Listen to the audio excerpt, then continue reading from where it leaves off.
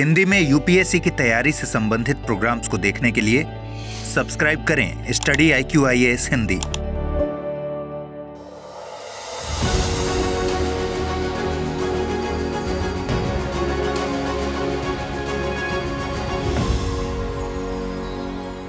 Come in sir. आइए। Good afternoon sir. Good afternoon sir. Good afternoon. बैठिए। Thank you sir. तो आप अजय विक्रम सिंह जी प्रतापगढ़ के रहने वाले हैं। जी सर। आपका बायोडेटा क्या है? Qualification sir? हाँ। सर बीटेक मैंने किया है इलेक्ट्रिकल एंड इलेक्ट्रॉनिक्स इंजीनियरिंग से। अच्छा, बीटेक किया है। जी सर।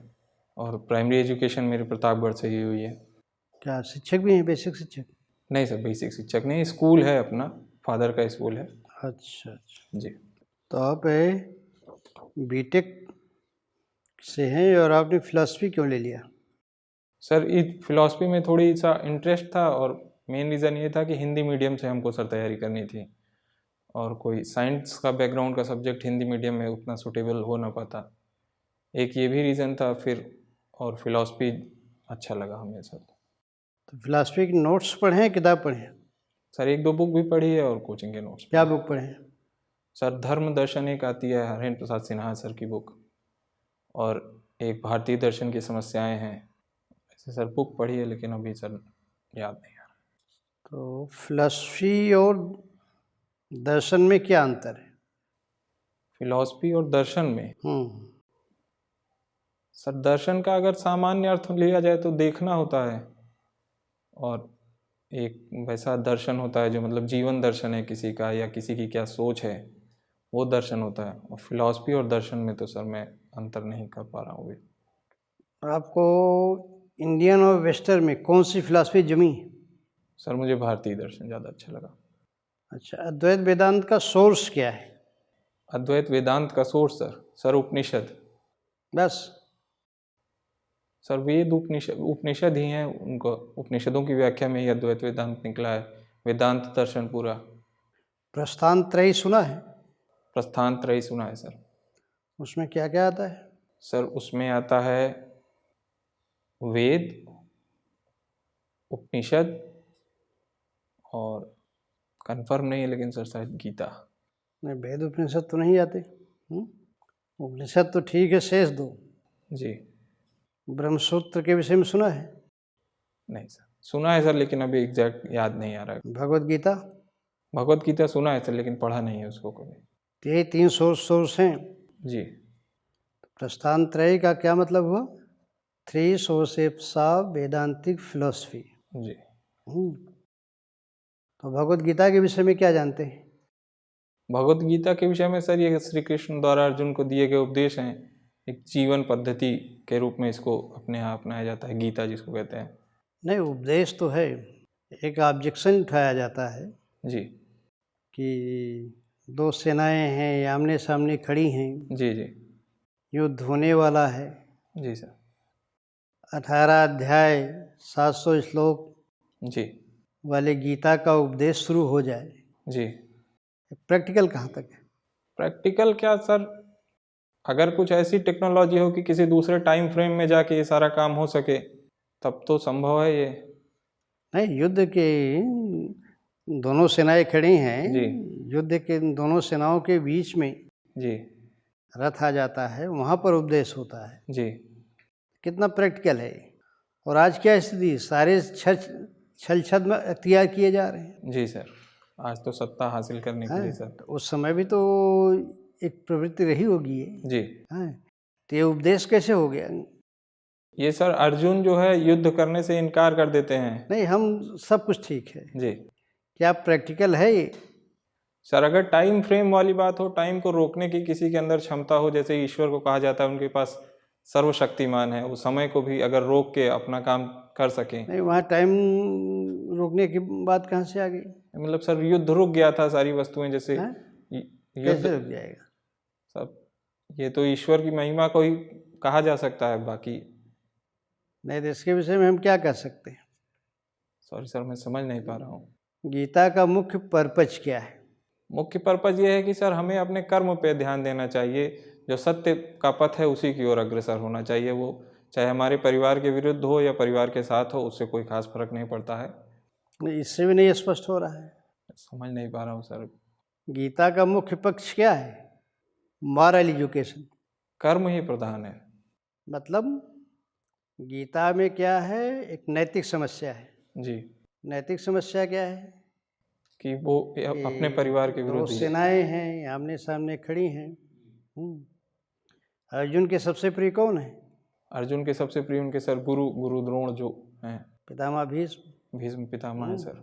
जी उनको देखकर वो अज्ञान होता है। जी उसी संदर्भ में उपदेश हुआ है। जी। तो हमारे लिए उस उपदेश का क्या महत्व है? हमारा व्यक्तित्व क्या है?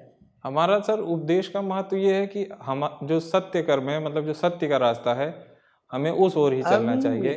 नहीं, आपने कायदे से किताबें पढ़ा नहीं, इसीलिए आप कुछ बता नहीं पा रहे हैं। सर गीता का अध्ययन नहीं किया है मैंने। और गीता की जो मूल समस्या है, एक नैतिक परिस्थिति, जी वो हमारे जीवन में भी आती है जी कि कभी कभी हम क्या निर्णय लें, क्या निर्णय ना लें, ये बता नहीं पाते। जी यही प्रॉब्लम अर्जुन की है। जी और दो पक्ष हमारे व्यक्तित्व में भी है। जी। बुद्धि है और मन है। और बुद्धि के अलावा अन्य पार्श्विक प्रवृत्तियां हैं, काम, क्रोध, लोभ, मोह। जी तो दोनों की ये क्या करते, दोनों में द्वंद्व चलता है। जी बुद्धि कहती है ये करो, क्रोध आ गया नहीं ये करो। जी वही वहाँ पर भी है, दो प्रवृत्तियाँ। जी तो उसमें हम क्या करें, इसकी सीख हम भगवद गीता से ले सकते हैं। जी हमारे लिए इसका ये महत्व है। तो आस्तिक और नास्तिक दर्शन के विषय में जानते हैं कुछ आप? Yes sir. क्या? आस्तिक भारतीय परंपरा में सर जो वेदों की मान्यता है वो आस्तिक दर्शन है, और जो वेदों को नहीं मानते हैं वो नास्तिक दर्शन है। जैसे कि चारवाक, जैन और बौद्ध, ये सारे नास्तिक दर्शन हैं। और सांख्य, मीमांसा, वेदांत, ये सारे आस्तिक दर्शन हैं सर। आस्तिक दर्शनों को क्या कहते हैं? सर 60 में कोई नाम दिया गया है आस्तिक दर्शन को? सर षडांग योग, खट योग, खट दर्शन, सॉरी सर, खट दर्शन, सर दर्शन। षट। वेदांत में क्या क्या पढ़ा था आपने?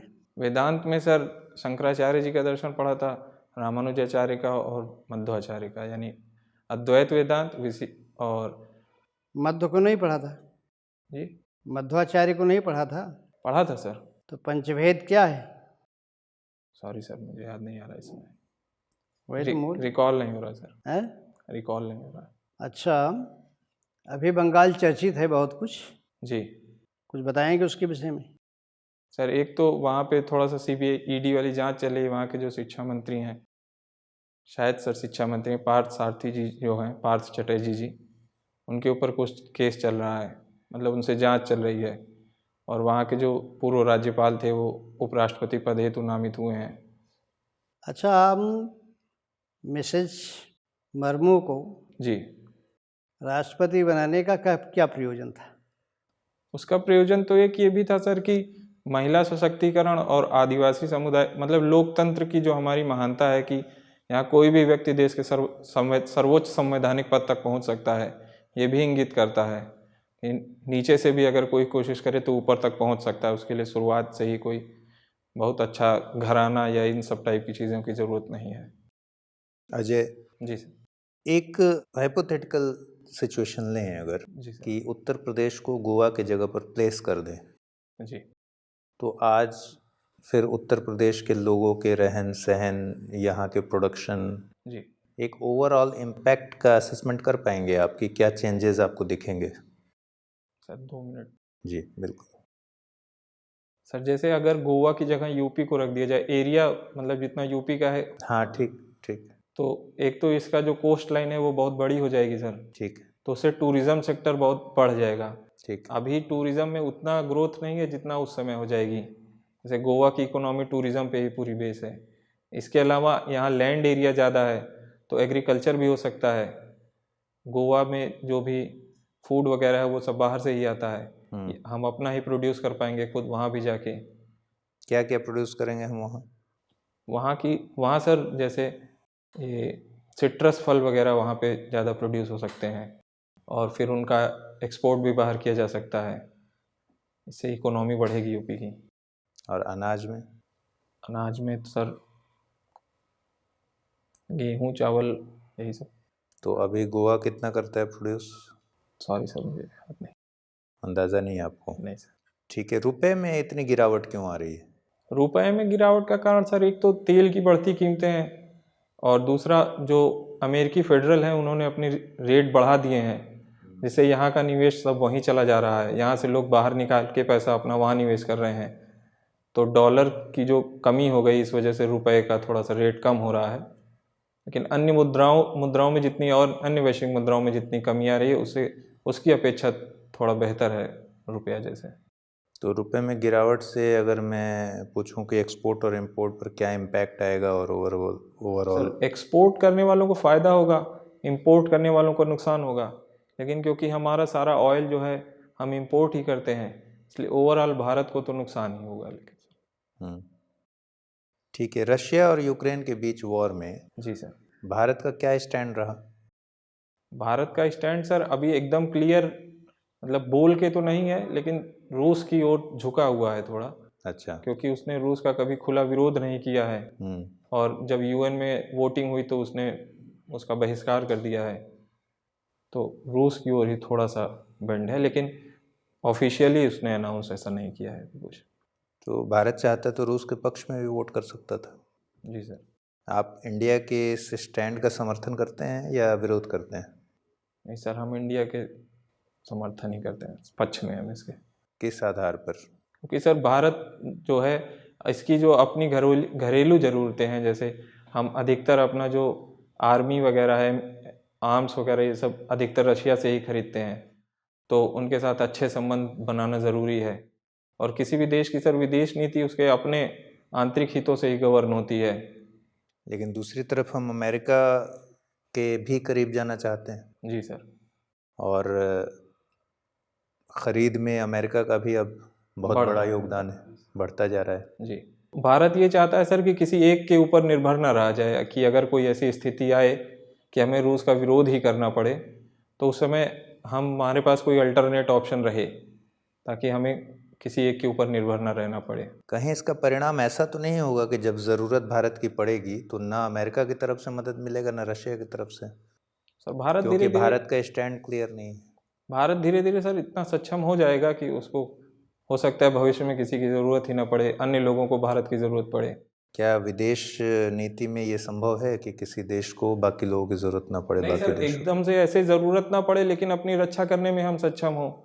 और खाद्यान्न में तो हम आगे हैं ही हैं, एक ये डिफेंस वाला सेक्टर है, इसमें भी धीरे धीरे अगर आगे बढ़ जाएंगे। क्या क्या कर रहा है अभी देश डिफेंस सेक्टर में खुद को आत्मनिर्भर बनाने में? सर भारत ने एक लिस्ट जारी की है, निगेटिव लिस्ट। उसमें ऐसे उत्पाद हैं जिनका हम बाहर से नहीं खरीदेंगे, घर में ही बनाएंगे। एक तो ये काम कर रहा है, और एक हाल ही में कल परसों में सर कुछ निकला था, उसमें कुछ फैक्ट्रियों को सर मान्यता दी गई थी जो रक्षा उत्पाद करेंगी। इसके अलावा प्राइवेट सेक्टर का भी थोड़ा इस्तेमाल हो रहा है रक्षा प्रोडक्शन करने में, ये सब। और कुछ बताइए। बहुत सारी योजनाएं चल रही हैं, बहुत तरह के इनिशिएटिव लिए जा रहे हैं, बहुत सारे डिफेंस कॉरिडोर बन रहे हैं। जी सर, डिफेंस कॉरिडोर, एक यूपी में भी डिफेंस कॉरिडोर बन रहा है सर। कौन रन कर रहा है उसको? कौन है authority? Sorry sir, defence ministry है सर शायद।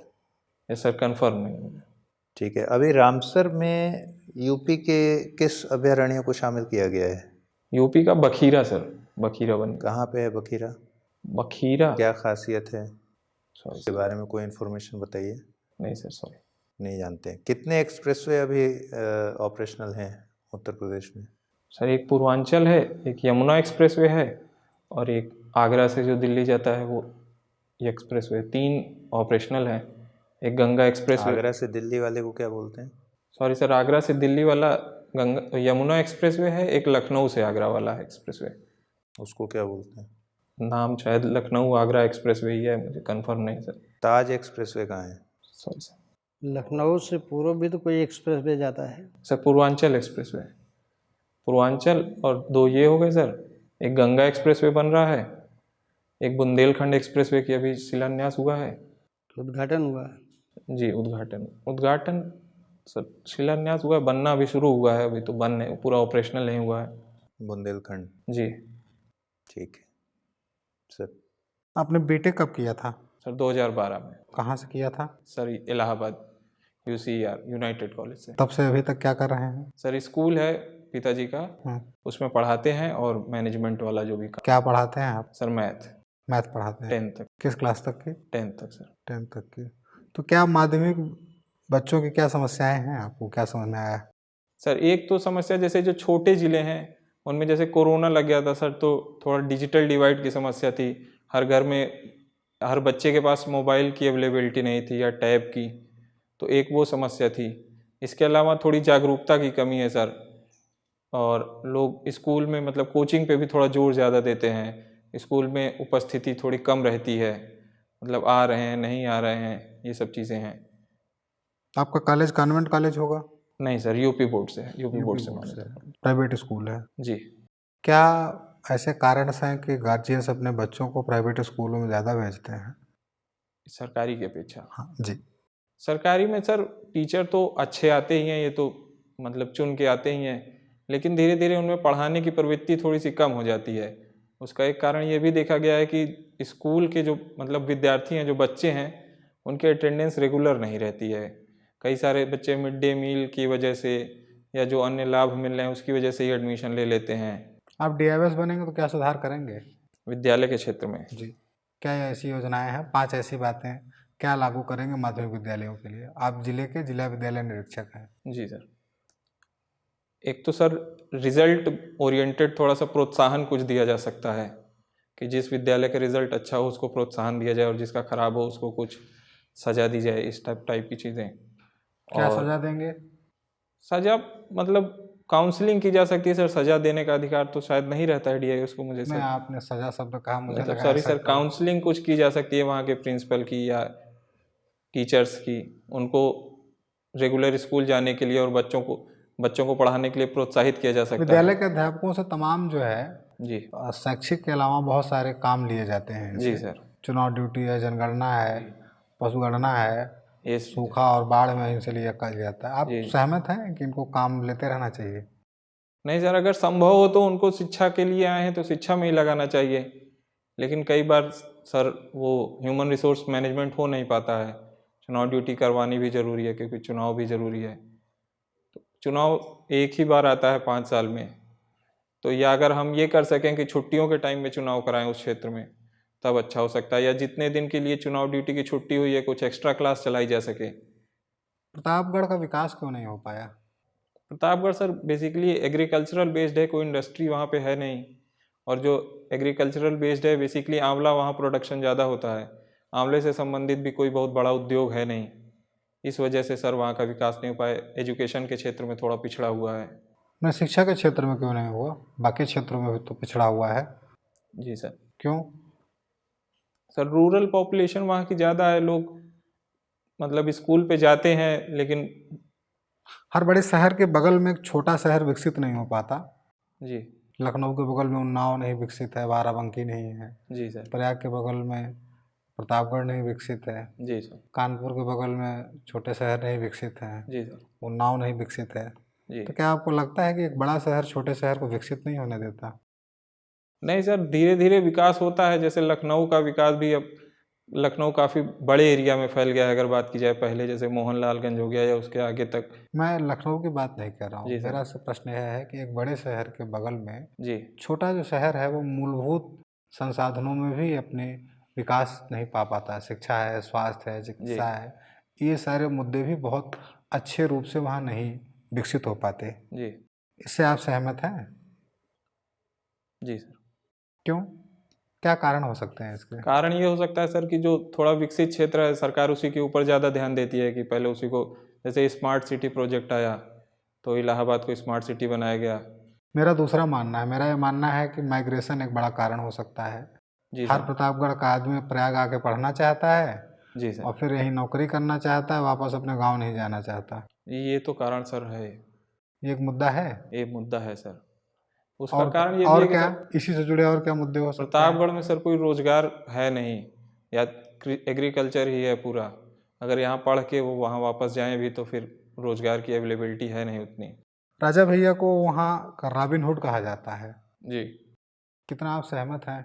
राजा भैया का क्षेत्र दरअसल सर हमारे घर जहाँ हमारा है उससे काफ़ी दूर है, कुंडा एरिया पड़ता है। अच्छा, तो लेकिन रहने वाले तो प्रतापगढ़ के ही हैं। जी, वो कहा जाता है कि वो जो शादियाँ वगैरह करवाते हैं या कोई भी जब उनके पास मदद के लिए जाता है तो वो मदद करते हैं। प्रतापगढ़ के विकास के लिए आपके सर। मन में अगर आपको मौका दिया जाए जी। तो आप क्या ऐसी 3 बातें चाहेंगे कि जिससे प्रतापगढ़ का विकास हो जाए? एक तो सर आंवले से संबंधित कोई उद्योग वहाँ लगाया जा सकता है। दूसरा एक ATL फैक्ट्री है सर, वो बहुत दिन से बंद पड़ी है, उसको चलाया जा सकता है। तीसरा सर एजुकेशन और हेल्थ के क्षेत्र में अच्छा काम किया जा सकता है। क्या करेंगे वही तो पूछ रहे हैं। एजुकेशन और हेल्थ के क्षेत्र में आप क्या करेंगे? हेल्थ के क्षेत्र में सर डॉक्टर्स की जो अवेलेबिलिटी है वो पेशेंट्स के लिए रेगुलर कंटिन्यू की जाएगी। ये तो अभी भी चल रहा है। नहीं सर, कई बार जिला अस्पताल जैसे बड़े अस्पताल हैं वो डॉक्टर्स बहुत नहीं, लिमिटेड हैं। व्यवहारिक रूप में नया अलग बात है, लेकिन आज भी पोस्टिंग तो वहाँ हर ब्लॉक में डॉक्टर्स हैं, CMOs हैं, उनका रेगुलर मॉनिटरिंग होती रहती है। सर कुछ आप आर्टिफिशियल क्या करेंगे ये बताइए। सर जैसे बहुत सारे गांव वाले हैं वो आ नहीं पाते हैं, तो उनके पास तक किसी स्टाफ को भेज के छोटे मोटे अगर कोई इलाज। टेलीमेडिसिन का नाम सुना है आपने? जी सर, क्या होती है ये? टेलीमेडिसिन सर डॉक्टर से जो है ऑनलाइन हेल्प टाइप की लेना, या कुछ सेंटर बना देना जहां मरीज आए और डॉक्टर कहीं दूर बैठा रहे, उनसे ऑनलाइन काउंसलिंग के माध्यम अभी से। इंडिया में ये कितनी इफेक्टिव है? सर एग्जाम्पल तो याद नहीं आ रहा है, लेकिन इफेक्टिव है। जैसे कोरोना के टाइम में भी डॉक्टर्स पेशेंट से डायरेक्ट वो बात नहीं कर पा रहे थे, लेकिन किसी ऑनलाइन माध्यम से या शीशे के इधर उधर करके बात कर पा रहे थे। ठीक है, थैंक यू सर। ये बताएं आप जी सर। बुंदेलखंड के विषय में क्या जानते हैं? बुंदेलखंड में सर यूपी का पठारी एरिया आता है, 7 जिले हैं इसके, और वहाँ पानी की कमी है थोड़ा, उसमें अब ऑर्गेनिक खेती को बढ़ावा दे रहे हैं ये। उसके हर उसमें ब्लॉक में 50-50 एकड़ करके ऑर्गेनिक खेती को बढ़ावा देंगे। अभी पूर्वांचल एक्सप्रेस का उद्घाटन हुआ, प्रधानमंत्री जी ने किया। जी। उस समय योगी को उन्होंने क्या संदेश दिया? अच्छा। भारत की कौन सी नदी है जो पश्चिम की ओर बहती है? सर नर्मदा और तापी। ताप्ती। जी सर। कुंभ कहाँ कहाँ लगता है? कुंभ सर प्रयाग में लगता है, हरिद्वार में, नासिक में, और सर कंफर्म नहीं है लेकिन शायद उज्जैन में लगता है। 3 जगह मुझे कंफर्म। ठीक है। Thank you sir, thank you sir, thank you, thank you sir. कैसा रहा अजय? ठीक था सर। वो सर ने जैसे गीता वाला पूछा तो गीता के बारे में हमने पढ़ा है नहीं सर, एक्चुअली में वो सब्जेक्ट उसमें सिलेबस में भी नहीं था।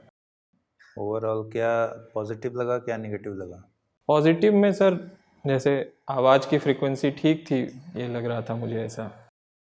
और थोड़ा नॉलेज में जैसे कभी कभी जो चीज़ नहीं आती उसमें थोड़ी हिचकिचाहट हो रही थी, या बार बार हम शायद कह दे रहे थे, ये गड़बड़ बात लगी मुझे। ठीक है, मेंबर्स को ग्रीटिंग जब अभिवादन कीजिए तो प्रॉपर वे में जी सर। पहले चेयरपर्सन को किया कीजिए। जी ठीक है सर। ठीक है, उसके बाद मेंबर्स को किया कीजिए, और कोई अगर फीमेल हो तो पहले उनको कीजिएगा साथ में। जी। बीच में कहीं कहीं मुझे लगा कि आप स्केप कर रहे हैं। जैसे ही सर ने कुछ पूछा जी। कि गीता के बारे में, अभी ये नहीं पूछा था कि पढ़ा है आपने कि नहीं पढ़ा है। आपने आगे बढ़ के कहा कि हाँ सर सुना है लेकिन पढ़ा नहीं है।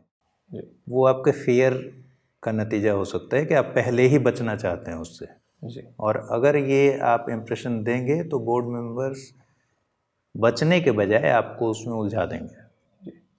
ठीक है, तो 2-3 जगह आप लगातार इस तरह से दिखे कि बस ये मत पूछना, बाकी सब ठीक है। ये इम्प्रेशन अगर हमारे तक आ रहा है, ये रिफ्लेक्शन आ रहा है, तो इसको बचाना है। ठीक है, कई जगह आप बहुत फॉर्मल से इनफॉर्मल हो गए।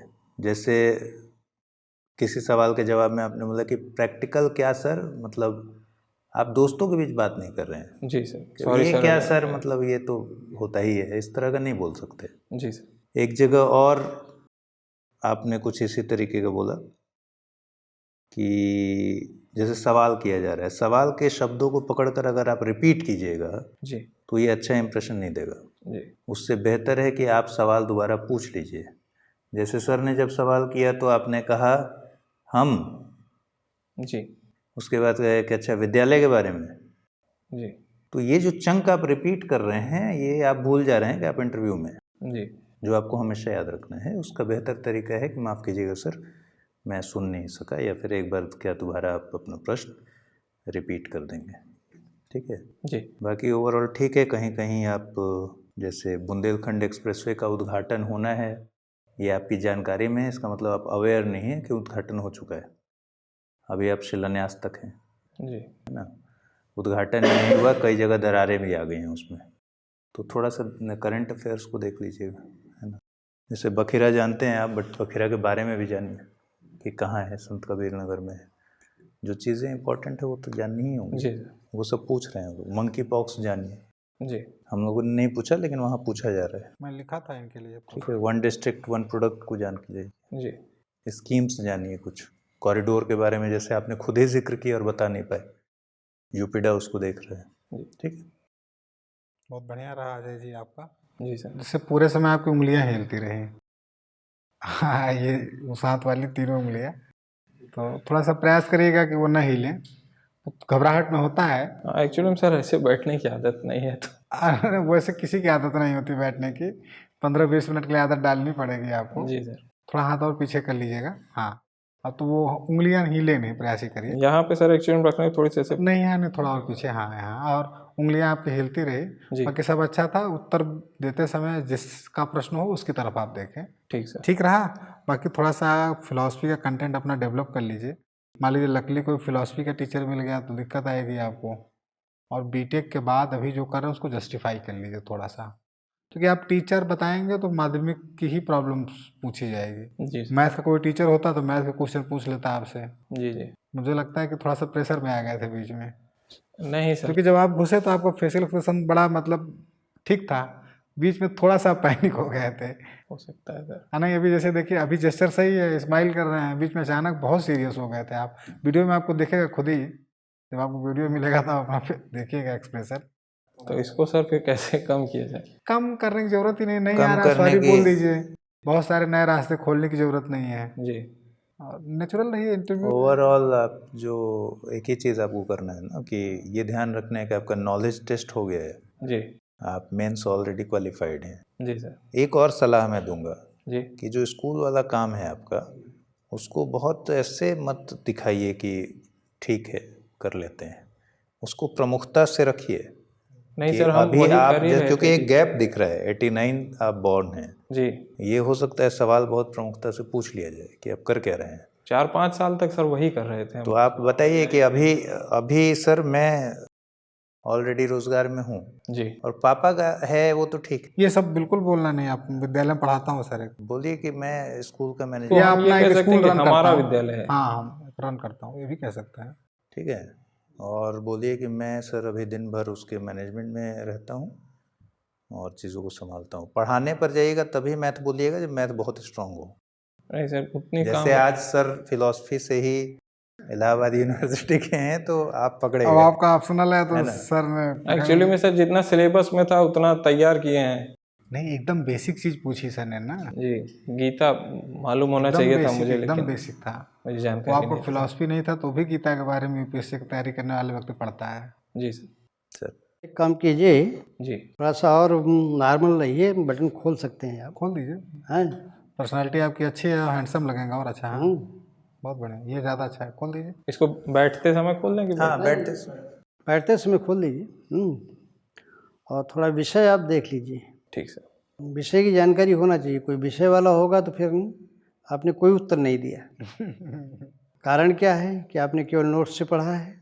हाँ सर, ज़्यादातर तो मतलब एग्ज़ाम ओरिएंटेड ही पढ़े हैं। एग्जाम ओरिएंटेड पढ़े हैं जी और किताब भी स्तरीय नहीं पढ़े हैं। जी ठीक है, आपने उत्तर देने का प्रयास किया है, बढ़िया किया है। थोड़ा विषय देख लीजिए और यही विश करते हैं कि आप अच्छा करें। हैं? Thank you sir. ठीक, जाइए। Thank you sir. Thank you sir. Best of luck. Thank you.